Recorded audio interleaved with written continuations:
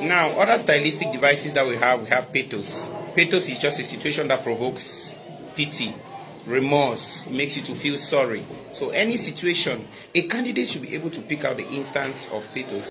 So another one is another stylistic device is humor. Humor is any situation that provokes laughter.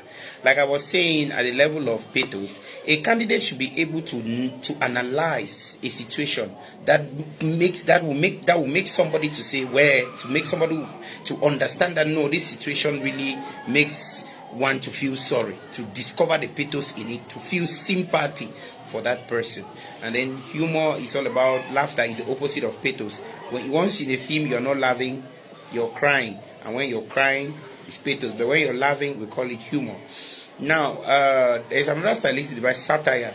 Satire now is when the author is the one criticizing, not you, the student. So a candidate should not say, I discovered that I criticize. No, you are not the one criticizing. It is the author that criticizes in the text. So if an author shows you what is satire, it is criticizing in order to bring about a change. Each time somebody criticizes that you are doing something that is not good, just know that if they are criticizing you, it's because the person wants you to change. And so satire is criticizing in order to bring about change. But satire deals with what we call it behind criticism. It means that they don't criticize you really in public.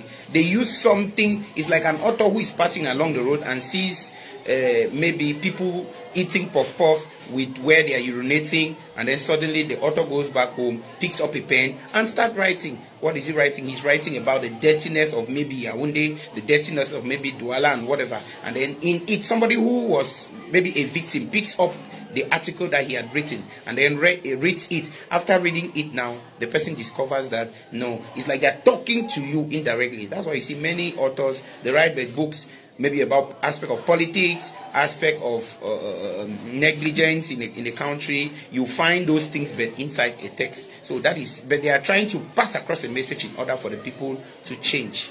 Apart from satire, we have hyperbole. Hyperbole talks about exaggeration, where you over-exaggerate, you oversay something, or you do something to stupor. We call it hyperbole. Somebody says, I am hungry to the point that I can eat a bag of rice. Now, it's rather unfortunate and it's impossible that you cannot eat a bag of rice at that moment and you are just exaggerating it.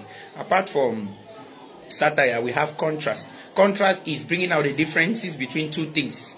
That's comparing two things and bringing out their differences only, not similarities, but only differences. Maybe John is egoistic while Mary is